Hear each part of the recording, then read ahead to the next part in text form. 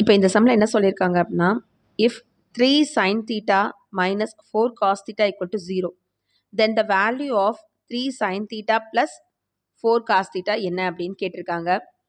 இப்போ நமக்கு கொடுத்துருக்கிறது வந்து 3 sin theta minus 4 cos theta ஓகேவா ஈக்குவல் டு 0ன்னு சொல்லியிருக்காங்க. அப்போ இதை இந்த சைட் கொண்டு போகிறோம் அப்படின்னா 3 sin theta equal to 4 cos theta ஆயிடுமா. இப்போ நான் சைனுக்கு sin theta divided by cos theta கொண்டு வந்துடுறேன். 4 divided by 3 கொண்டு போயிடுறேன்.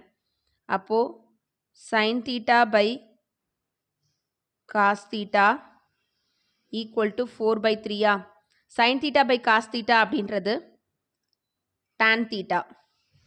ஸோ tan theta அப்படின்றது 4 by 3. tan theta அப்படின்றது நமக்கு என்னது ஆப்போசிட் பை adjacent side கரெக்டுங்களா. அப்போது நம்ம அந்த ட்ரையாங்கிளில் போட்டோம் பித்தாகரஸ் தியரம் படி அப்படின்னா நமக்கு இது ஆப்போசிட், இது adjacent, இது ஹைப்போ. இப்போ இதை கண்டுபிடிக்கலாமா. 4 ஸ்கொயர் ப்ளஸ் 3 ஸ்கொயர் 16 ப்ளஸ் 9 அப்போது 25 ஸ்கொயர் ரூட்குள்ளே அப்படின்னா 5 கரெக்டுங்களா. அப்போ இது வந்து 5. ஸோ நமக்கு 5ன்ற வேல்யூ கிடச்சிருச்சு. இப்போது இந்த கேட்டிருக்க கொஷினில் நம்ம போய் அப்ளை பண்ணுவோம். என்ன கேட்டிருக்காங்க நமக்கு 3 sin theta ப்ளஸ் 4 cos thetaவோட வேல்யூ என்ன அப்படின்னு கேட்டிருக்காங்க. ஸோ 3 sin theta அப்படின்றது நமக்கு ஆப்போசிட் பை ஹைப்போன்னு தெரியும். இது வந்து 4 adjacent பை இது தெரியும். இப்போ இதில் வந்து நம்ம வந்து அப்ளை பண்ணுறோம்.